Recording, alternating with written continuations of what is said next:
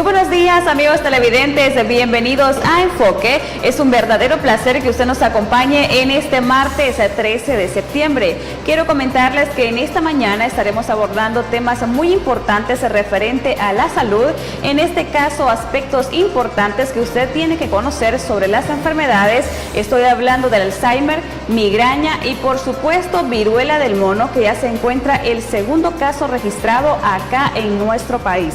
Y para ello, pues quiero comentarle además que me encuentro muy bien acompañada del doctor Emilio Salazar, a quien desde ya le damos la más cordial bienvenida.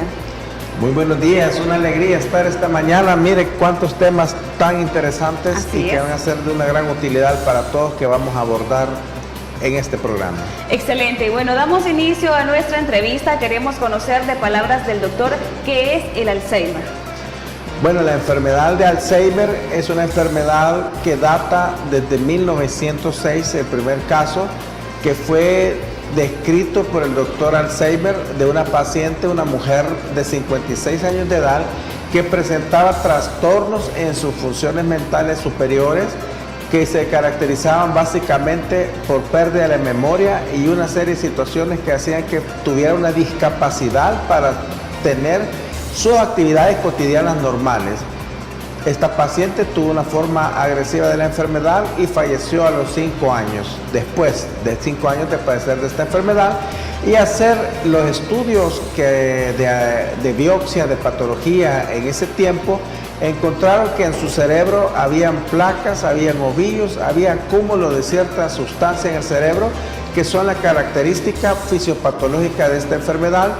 Y en honor a este doctor, que fue el primero que describió este caso, allá desde 1906, le llamamos la enfermedad de Alzheimer. Para poder explicar qué es una enfermedad de Alzheimer, queremos hablar primero de lo que es una demencia. Una demencia es la pérdida de las funciones mentales superiores. Y usualmente nosotros vemos a nuestros abuelitos, a las personas que están ya en una edad avanzada, y de pronto nosotros podemos decir, que mi abuelito olvidó las llaves, es que mi abuelito no se acuerda qué cosa iba a hacer, o el abuelito llegó al cuarto y dice, ¿qué vine a hacer este cuarto?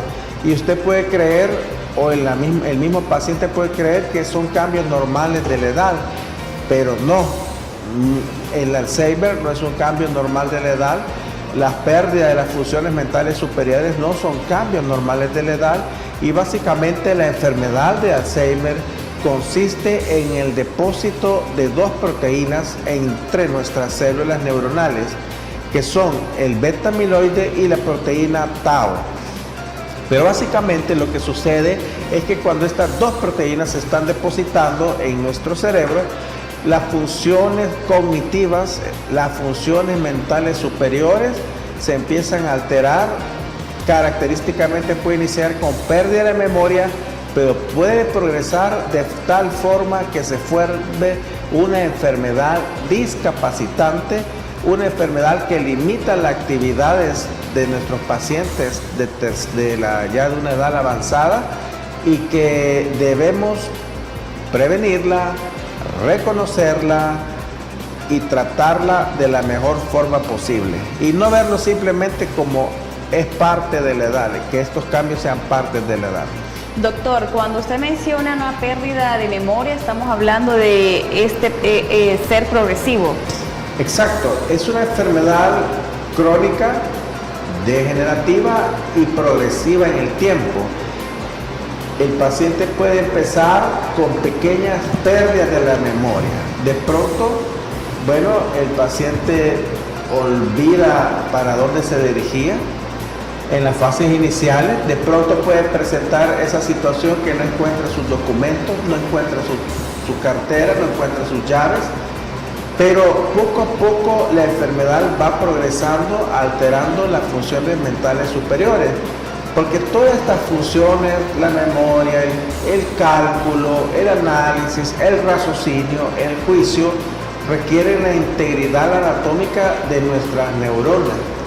Y estas proteínas, que por razones genéticas, es decir, hay un gen que ya lo traemos ahí, un gen que puede predisponer a que nosotros presentemos una tendencia a depositar este beta-amiloide y la proteína tau, pero también hay factores ambientales, factores modificables que tienen que ver con nuestros estilos de vida, pero en la medida que estas proteínas van afectando a nuestro cerebro, ya más adelante no solo es una pérdida de la memoria, y hablamos de las 4A, de los 4A en una condición clínica que evidencian la gravedad de esta enfermedad, que son la amnesia, que es la pérdida de la memoria, la agnosia, que es la incapacidad que los pacientes tienen de pronto de reconocer objetos aunque tengan una buena agudeza visual.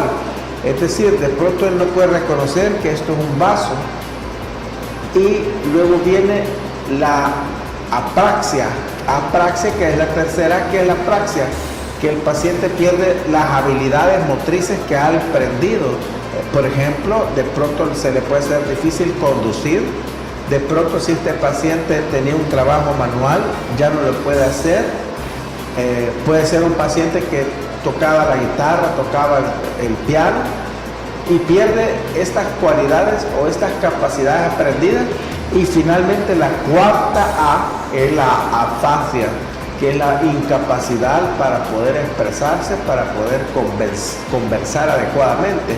Entonces, como vemos, amnesia, agnosia, apraxia y afasia. ¿Y qué implica esto? Al perder las habilidades motrices, que de pronto él va a olvidar cómo cepillarse los dientes, él va a olvidar cómo tomar un baño, y por eso es una enfermedad discapacitante. Una enfermedad que lamentablemente cambia el estilo de vida y que por supuesto afecta arriba de los 65 años de edad.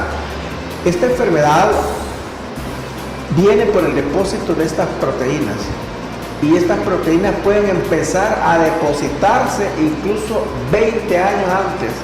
Es decir, tiene que transcurrir un periodo de 20 años de que se esté depositando esta beta-amiloide y esta proteína tau para que empiece a dar el primer síntoma de la enfermedad.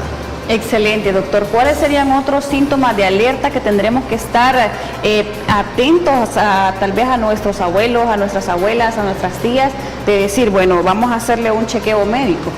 Sí, también puede dar síntomas conductuales, trastornos en la conducta. De pronto usted le puede ver más irritable, sin una razón explicable. De pronto lo puede ver menos sociable. Incluso cambia el estado de conducta porque puede tener depresión, ansiedad, insomnio, y de pronto pueden ser como poco expresivos o poco sociables, y usted puede ver qué grosero mi papá, qué grosera fue mi mamá al llevarlo a un restaurante. Hay cambios conductuales, de pronto pueden salir con palabrotas. Excelente. Y usted dice, no, pero él no es así, a menos que su paciente siempre haya sido así, una conducta normal, pero es un cambio muy importante también en la parte afectiva y en la parte conductual. Y hay que tenerlo en cuenta, es decir, si usted, televidente, ahorita que hemos mencionado todos estos síntomas, se acordó de su papá, de su abuelo, es mi obligación y mi deber recordar que no son del todo, es decir, fácilmente uno se confía y dice, es por la edad que mi viejito está gruñón. No, tiene que tener una evaluación para hacer un diagnóstico y que para usted pueda tomar las medidas que sean necesarias, pertinentes, para darle una mejor calidad de vida a estas personas. Que esta enfermedad tiene una alta frecuencia, es más frecuente de lo que nos imaginamos. Se habla que en Estados Unidos cada 60 minutos se está diagnosticando una nueva persona que padece de esta enfermedad. Y la mayoría de los pacientes arriba de 65 años, se habla de hasta un 30% de las personas arriba de 65 años que pueden estar padeciendo de la enfermedad de Alzheimer, ya sea en una forma leve, moderada o severa. Ok, doctor, una persona con diagnóstico de Alzheimer tiene de promedio de vida de 4 a 8 años, pero depende de diferentes factores, puede tener hasta 20 años más. Sí, actualmente el Alzheimer es una enfermedad que desafortunadamente hay muchas cosas que pueden prevenir que usted padezca esta enfermedad, cosas que tiene que hacer desde que es joven, adulto joven, pero cura no tiene. Sin embargo, lo importante es diagnosticar esta enfermedad. Porque ¿qué sucede? Si él pierde la capacidad de caminar o la capacidad de manejar, imagínense cuántas personas de tercera edad que han sido económicamente activas, altamente productivas, y todo lo vemos de pronto, ahí vemos, mire ese abuelito, esa abuelita manejando, ¿verdad? Yo quiero llegar a esa edad manejando, pero si este paciente no tiene su diagnóstico, puede tener un accidente de tránsito, puede ocasionar un accidente de tránsito, y actualmente, aunque no hay cura, al tener ya un diagnóstico, usted puede tener ciertas recomendaciones, como tener un cuidador en casa para esta persona, y hay 3 grupos de medicamentos que no le van a curar, pero le van a ayudar a que estos síntomas disminuyan un poco en frecuencia y intensidad. Los 3 grupos de medicamentos se clasifican en lo que son inhibidores de la degradación de la acetilcolina. La acetilcolina es un mediador, es un mensajero, es uno de los mensajeros que nos ayuda a que nuestro cuerpo, todas esas interacciones, dan la orden para que el movimiento fluya, etc. Entonces, este medicamento lo que hace es que este mensajero dure más tiempo en el cuerpo. El segundo grupo son los que regulan la actividad del glutamato, que es otro mensajero, otro neurotransmisor importante en la comunicación de neurona con neurona. Y el tercer grupo de medicamentos es la combinación de ambos, combinar ambos en una sola dosificación, y esto se lo estamos brindando a los pacientes con Alzheimer, aparte de los cuidados que tenemos que tener, más que todo cuidados personales. Hay personas incluso que son especialistas en cuidar a este tipo de pacientes. Doctor, cuando usted menciona medicamentos que ayudan a revertir efectos nocivos del Alzheimer, también tenemos algunos casos, no sé, usted me va a confirmar, de algunos medicamentos que lamentablemente afectan, le dan como amnesia. Sí, es correcto. Hay muchos medicamentos, sobre todo estos medicamentos que utilizamos a veces para controlar el sueño, tienen que ver con un poco de amnesia. Y tenemos que tener mucho cuidado, por eso es importante hacer un diagnóstico completo, porque hay muchas cosas que podemos hacer para que ellos se sientan mejor, e inconscientemente, si no sabemos que tiene Alzheimer, podemos estar en una serie de situaciones dando medicamentos, alimentos o restringiendo alimentos que quizás para ellos son muy importantes y muy beneficiosos. Excelente. En el caso que comentan algunas personas que han tenido que recurrir a algún tipo de cirugía y les inyectan anestesia, ¿qué tanto afecta la anestesia? La anestesia pues realmente no tiene un alto impacto en la enfermedad del Alzheimer, sino que son más bien ciertos hábitos de estilo de vida y nutricionales que tienen que ver con esta enfermedad. Doctor, en la parte emocional, cuando ya tenemos con diagnóstico algún miembro de la familia con Alzheimer, ¿cómo poder lidiar con ellos? ¿Cuáles serían aquellos factores más importantes a tener en cuenta, ya que estamos conviviendo con una persona con Alzheimer? Lo importante es resolver los problemas de familia como familia. Pero imagínese que usted no tenía ni la menor idea de que su familiar tenía Alzheimer. De seguro usted ha estado luchando con el viejito, ha estado peleando, ha estado regañándolo, y usted sin saber, de por sí ya está cansado de esta situación, pero ellos requieren nuestro apoyo al 100%, nuestra comprensión. La parte de la psicoterapia es un pilar siempre, tanto para la familia que tiene que lidiar con estas situaciones, como para el paciente. Es una situación bien compleja, es una enfermedad que no es culpa suya ni de nadie. Los genes ahí están, todos podemos tener algún gen que en una condición puede manifestarse. La herencia genética es una condición que usted trae una predisposición a depositar estas proteínas, pero hay muchas cosas en los estilos de vida que pueden ayudar tanto antes como cuando ya aparece la enfermedad. El principal problema es cognitivo en nuestro cerebro. Entonces, todo aquello que le ayude a su cerebro a trabajar, a producir pensamiento, a tenerlo activo, le va a ayudar tanto desde joven, desde adulto, como a un paciente con Alzheimer. ¿Qué estamos hablando? Estamos hablando, ¿qué puedo hacer yo para evitar este riesgo de estas enfermedades? Estimular mi cerebro, desde joven ponerlo a trabajar. Y ahí hay varias opciones. Por ejemplo, están los juegos de la mente, el sudoku, de hacer cálculos. Está los juegos de los crucigramas. Los crucigramas son bien importantes, incluso para las personas que padecen la enfermedad.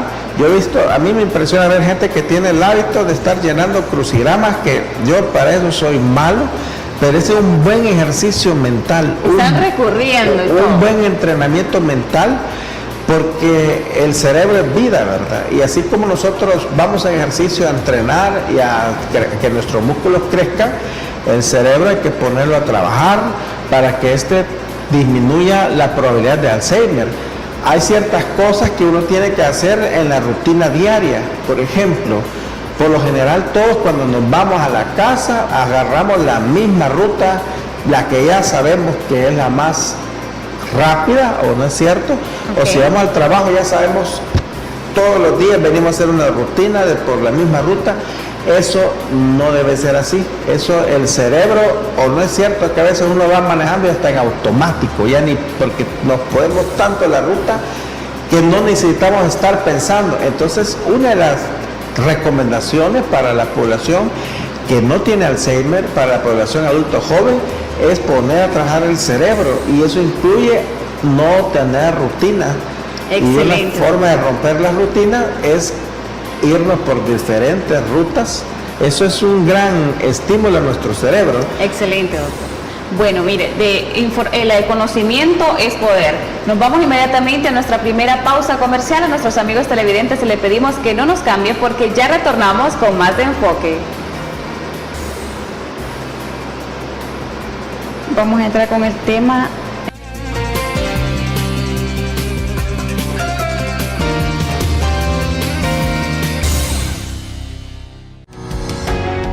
Samvar, una empresa que cree en la sostenibilidad ecológica y en la cultura de productos biodegradables en El Salvador, decididos a proveer las mejores soluciones en limpieza, porque cuidar el medio ambiente es tarea de todos.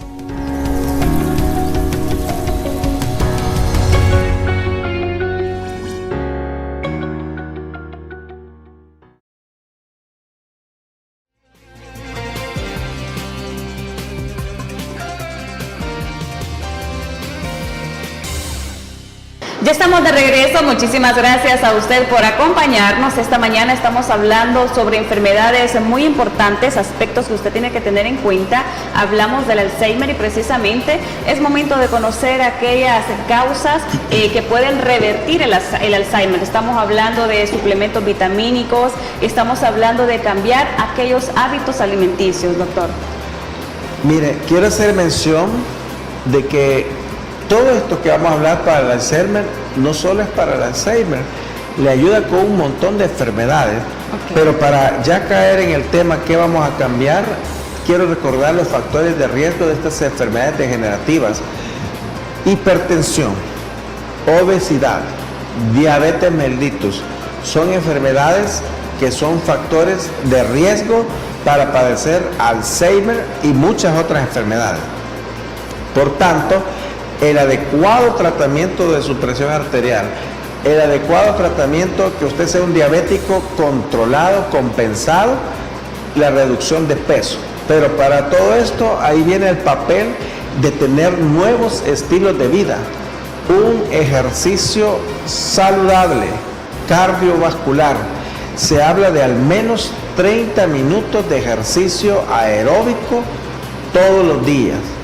Pero usted puede hacer una rutina de lunes a viernes, y no es de que usted va a ir a trotar y que va a ir a hacer un montón de pesas, porque ese no es el ejercicio que necesitamos para prevenir este tipo de enfermedades, sino que es el ejercicio aeróbico, aquel ejercicio que va a perseguir consumir las grasas que va a permitir que usted tenga eventualmente una disminución de peso, y esto es caminar.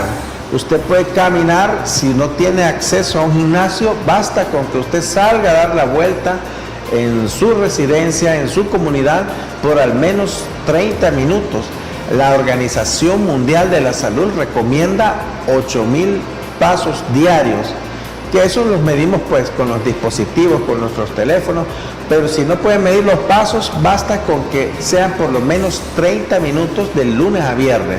Si usted tiene acceso a un gimnasio, ahí hablamos de la banda sin fin, es decir, la caminadora, haciendo el comentario que si su peso es alto, si tenemos sobrepeso, nuestras rodillas se pueden lastimar. Eso no lo va a sentir hoy, no lo va a sentir el otro año, sino que si nosotros tenemos sobrepeso, es como una cadenita. Yo voy a caminar, voy a trotar, voy a correr, y mi rodilla, que es la articulación más compleja, más importante de todo el cuerpo, pero a la vez la más frágil por la complejidad, eventualmente se termina lastimando, y por eso hay una máquina que le llaman elíptica, que la diferencia entre una elíptica, una de las principales diferencias entre una máquina elíptica y la banda sin fin, es que en la elíptica disminuye el impacto sobre la articulación. Excelente. Y luego vienen los factores dietéticos. Está demostrado que los niveles de ácidos grasos esenciales, que son los ácidos grasos que no podemos sintetizarlos nosotros mismos, son ácidos grasos, o son esa grasa que necesariamente tenemos que ingerirla del exterior. No toda la grasa es mala, pero ahí básicamente quiero hablar del ácido omega 3, que lo puede encontrar en suplementos con ácido omega 3, pero la forma más saludable es a través de los pescados, de la carne del pescado, del salmón, de la tilapia, que son ricos en omega 3 y muy importantes. Y no digamos los suplementos vitamínicos. Hemos encontrado que el depósito de estas proteínas también está presente en los pacientes que tienen déficit de vitamina D.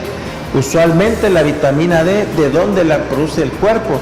La sintetiza a través de la exposición a la luz solar, y básicamente todas las vitaminas tienen muchas funciones, pero la vitamina D la hemos asociado que es la que permite el depósito de calcio en el hueso, y la podemos ver como una vitamina quizás que no tiene mucha importancia, pero también se ha medido en pacientes que han llegado a padecer Alzheimer, que han tenido dosis bajas de vitamina D o niveles en sangre bajos de vitamina D.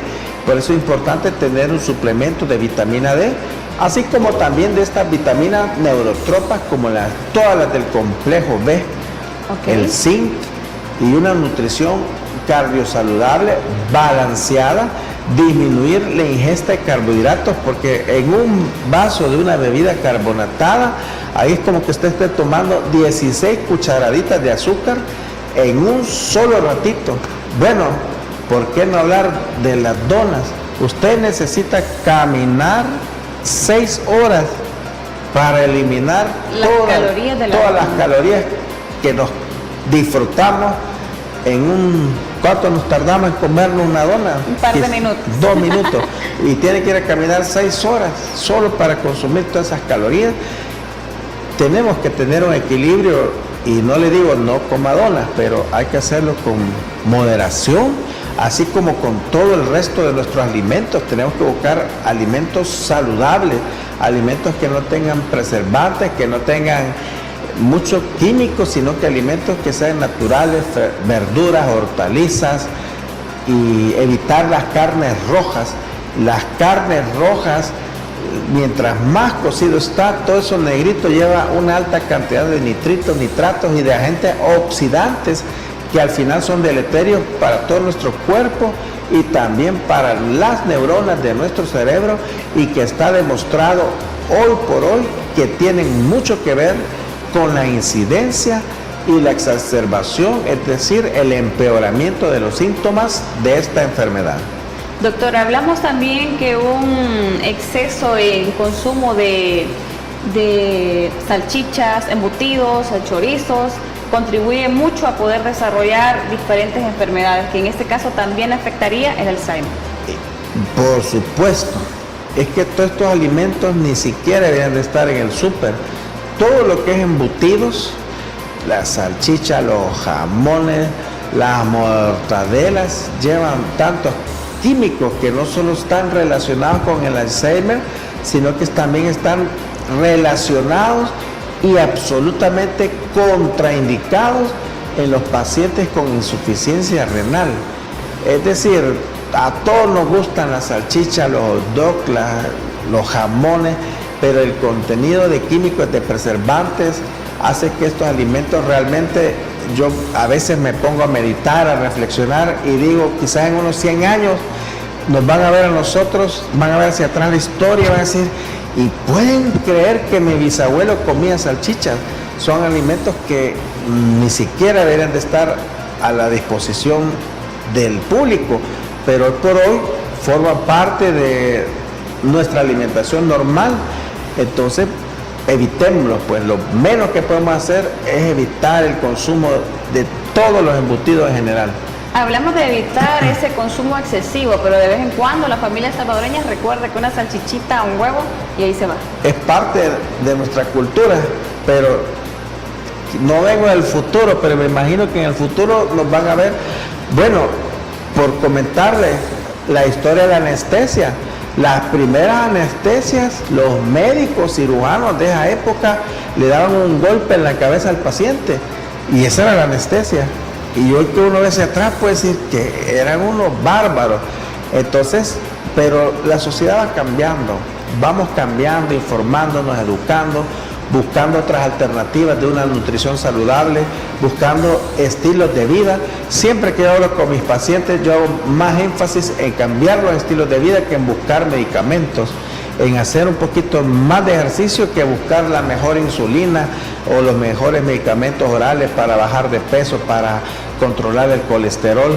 De hecho, pacientes con colesterol alto, la primera medida siempre va a ser dieta y ejercicio, y definitivamente los embutidos, pacientes con Alzheimer están contraindicados. Excelente, doctor. Vamos nuevamente a otra pausa comercial, no sin antes comentarle que si usted necesita recibir medicamentos hasta la puerta de su casa, tiene que llamar o escribir al número de teléfono 2609-9000 y Farmacias La Buena le lleva las medicinas que usted tanto necesita hasta la puerta de su casa. No nos cambie, retornamos en breve.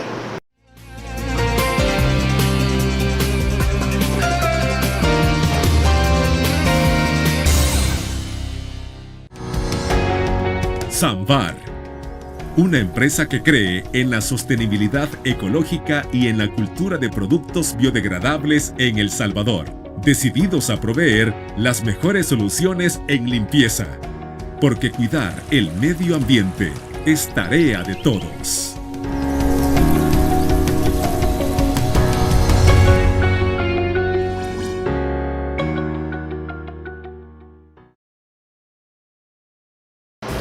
Gracias por acompañarnos. En los bloques anteriores hemos revisado, analizado aspectos muy importantes sobre el Alzheimer. Es momento de conocer un poco más de la migraña, doctor. Tantos salvadoreños que sufren migraña. Sí, mire. Yo soy una. ¿En serio? Sí, sí. Ah, pues va a salir bien informada de este programa. Excelente. La migraña es una situación bien compleja. Migraña, jaqueca, dolor de cabeza, y tenemos que hacer una distinción antes de entrar en el tema de la migraña. Okay. Si usted toda la vida que recuerda, usted padece de dolor de cabeza, de fuerte siempre la intensidad, pastillita que nos falta. eso es una migraña.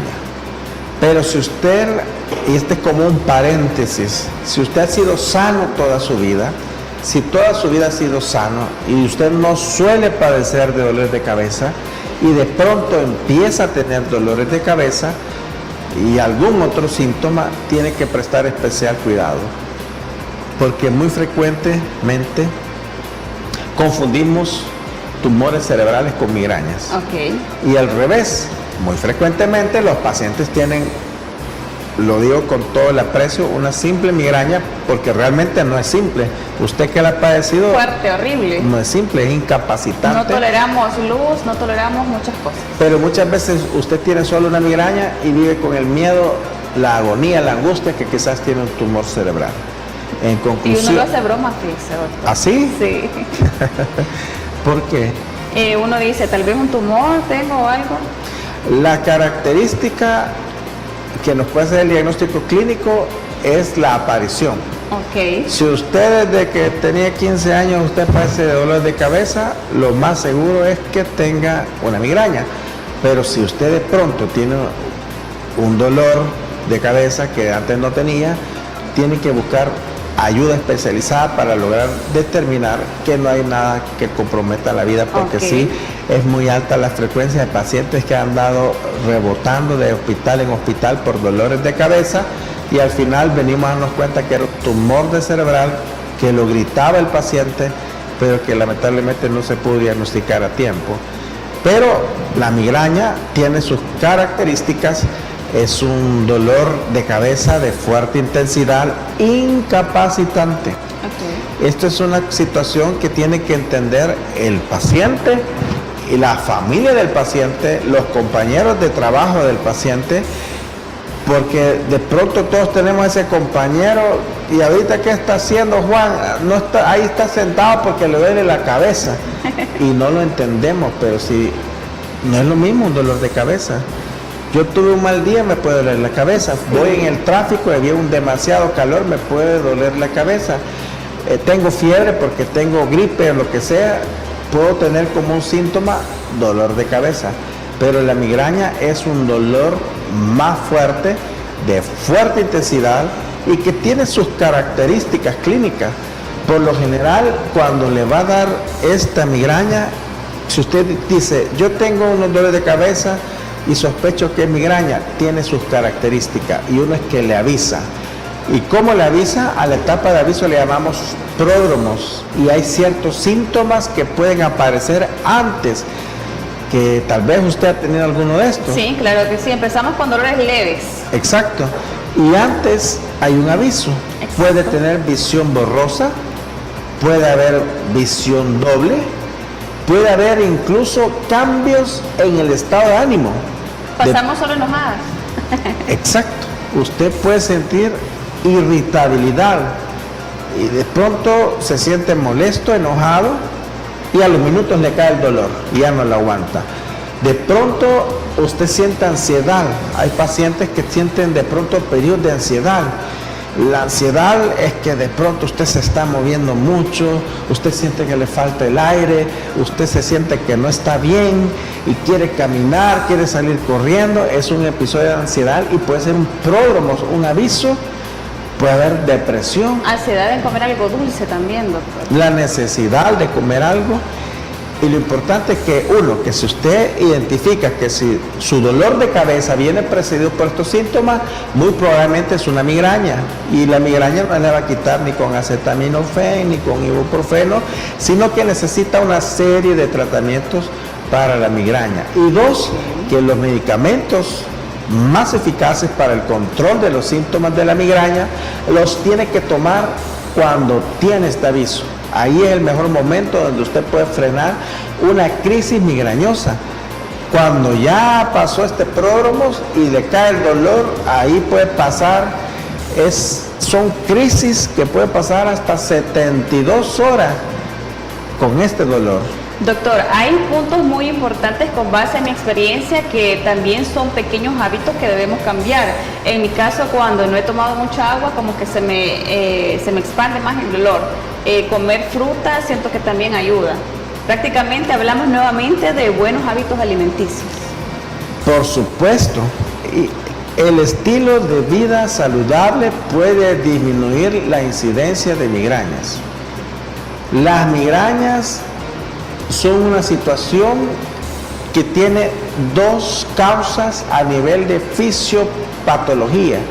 Cuando los médicos hablamos de fisiopatología, hablamos de cómo funciona la enfermedad a nivel microscópico, qué desencadena, por qué, el por qué, así como un niño, ¿Por qué me duele tanto la cabeza en una migraña? ¿Qué está sucediendo? ¿Qué ocasiona este dolor? Y al final la fisiopatología tiene dos mecanismos. Uno, nuestras arterias cerebrales que van desde el cuello, las arterias carótidas internas, y que forman una serie de ramas de arterias en nuestra cabeza, se dilatan. Por eso las cefaleas les podemos clasificar y decir una cefalea de origen vascular. Como la arteria se dilata, es como que usted abra el grifo de la manguera al máximo y usted siente que cada latido le va a explotar literalmente la cabeza. Pero no solo es ese mecanismo, sino que también hoy por hoy sabemos que a nivel celular, a nivel microscópico, en nuestra neurona hay una serie de descargas eléctricas similares a lo que ocurre en una convulsión, que también están potencializando el dolor de una migraña. Pero todos estos mecanismos pueden empezar tan temprano como en la adolescencia, y todos estos mecanismos tienen mucha relación con nuestra mente, con nuestra salud mental. Por eso decían antes Hipócrates, mente sana en cuerpo sano.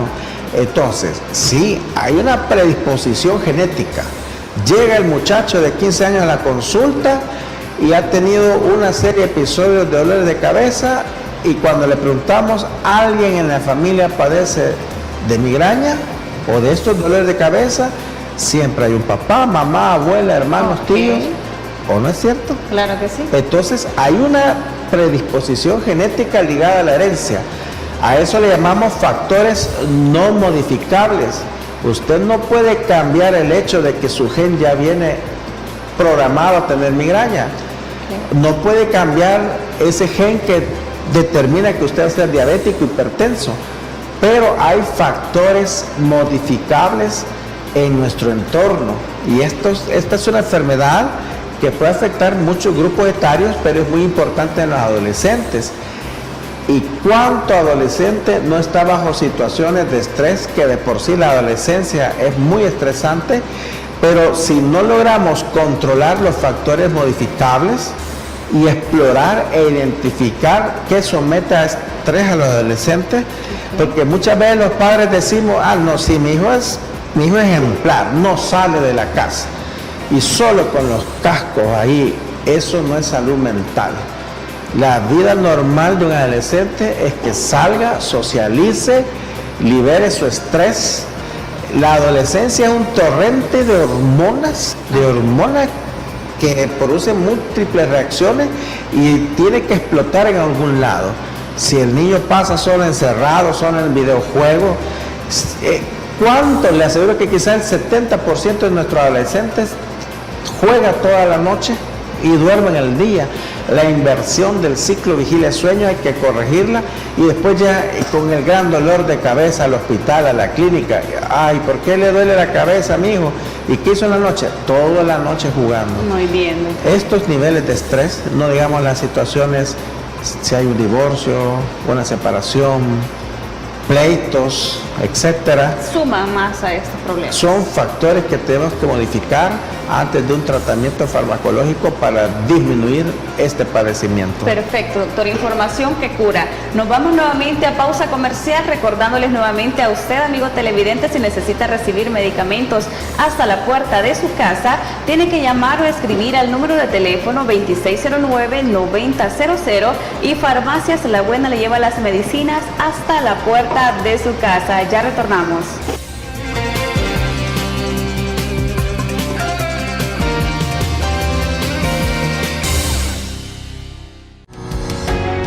Sambar, una empresa que cree en la sostenibilidad ecológica y en la cultura de productos biodegradables en El Salvador, decididos a proveer las mejores soluciones en limpieza, porque cuidar el medio ambiente es tarea de todos.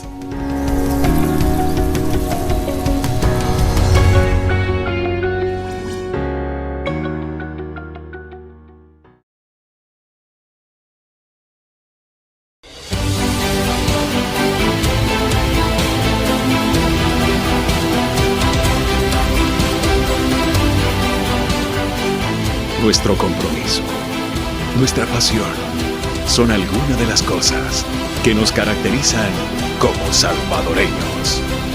Farmacia La Buena, la farmacia de todos.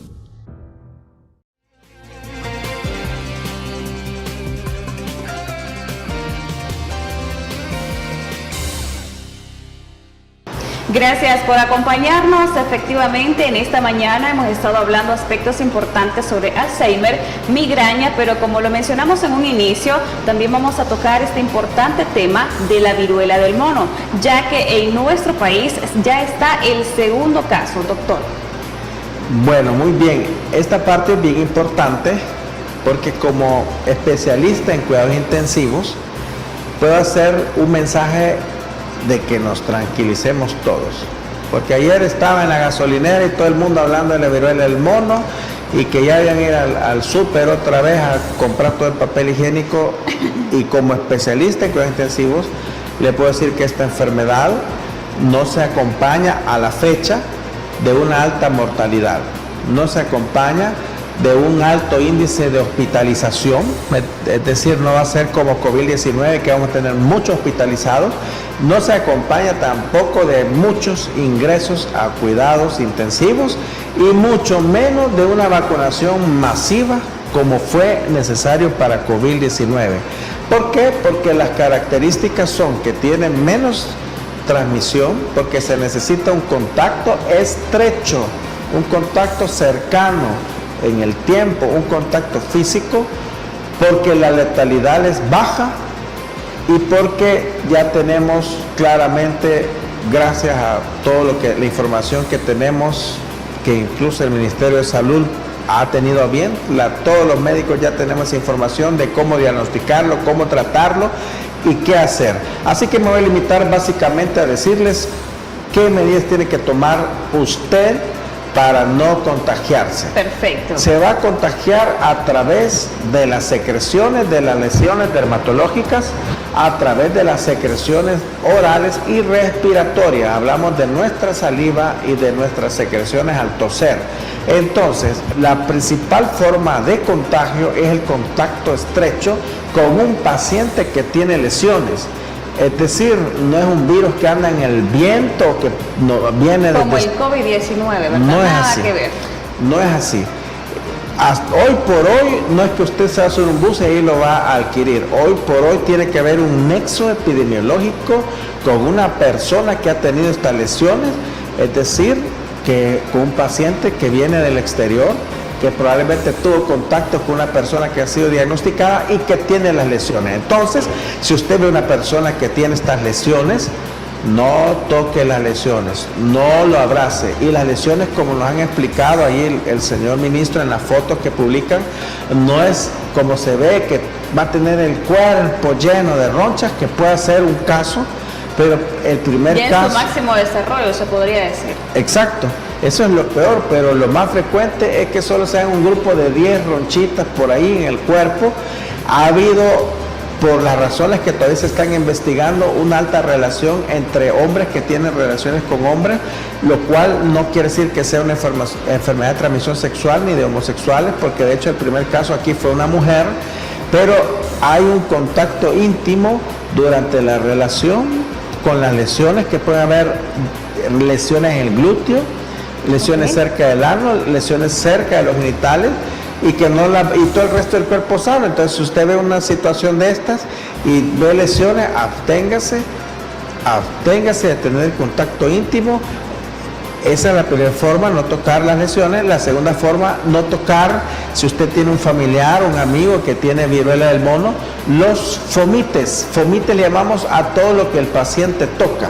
Por ejemplo, si yo tengo viruela del mono y pongo mis manos aquí y tengo aquí las vesículas, ahí dejé el virus en la silla, lo dejé en la mesa, en el vaso, lo cual con COVID no era así, aunque al inicio hubo desinformación, ¿verdad? Okay. Es decir, en COVID difícilmente usted se va a contagiar porque tocó una mesa. En COVID se contagia porque inhaló el virus cuando la otra persona tose o habla. En este no, usted deja el virus, y cuando usted toca las sábanas, la ropa, los objetos que el paciente tuvo contacto, se transmite. Y finalmente use su mascarilla porque también se transmite cuando hablamos, cuando respiramos, y por supuesto reforcemos nuestra higiene personal, nuestro lavado de manos con agua y jabón las veces que sea necesaria. Eso desde chiquito uno le decía antes de comer, después de comer, antes de ir al baño, después de ir al baño. Hoy le agregaría antes de subirse al bus, al bajarse, antes de tocar el dinero, etcétera.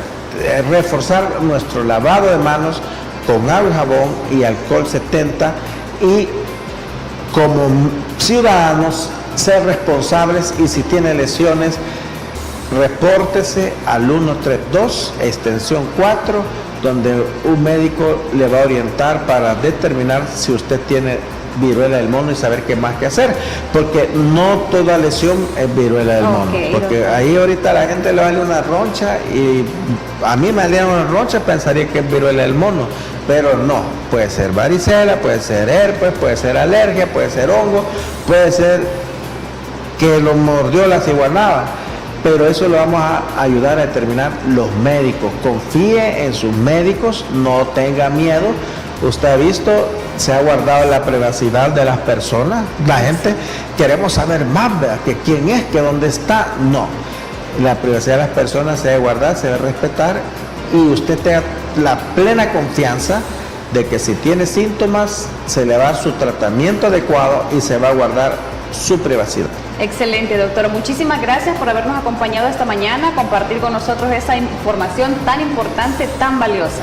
Ha sido un gusto. Que tengan un bonito día todos, y espero que esta información, y estoy seguro, les va a servir de mucho. Excelente. Y de esta manera nos despedimos, amigos televidentes. Muchísimas gracias a usted. Nos vemos en una próxima emisión de Enfoque.